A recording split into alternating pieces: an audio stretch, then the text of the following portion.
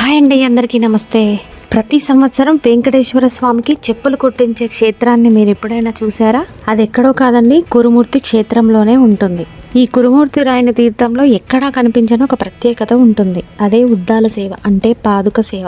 ప్రతి సంవత్సరం బ్రహ్మోత్సవాల సమయంలో స్వామివారికి తోలుతో చెప్పులు చేయించి పూజించడం ఇక్కడ ఆనవాయితీగా వస్తుంది. ఈ ఉద్దాల మహోత్సవం గురించి ప్రత్యేకంగా చెప్పుకోవాలండి. వెంకటేశ్వర స్వామి తిరుమల నుండి బయలుదేరి గుండాల దగ్గర ఉన్న జలపాతంలో సేద తీరిన తర్వాత తిరిగి పయనమవుతుంటే స్వామివారి పాదాలకు అందకుండా ఉండాలని కృష్ణమ్మ పాదుకలు బహుకరించిందని, ఈ పాదుకలను ఊరేగించే ఉత్సవమే ఉద్దాల మహోత్సవం అని చెబుతారు.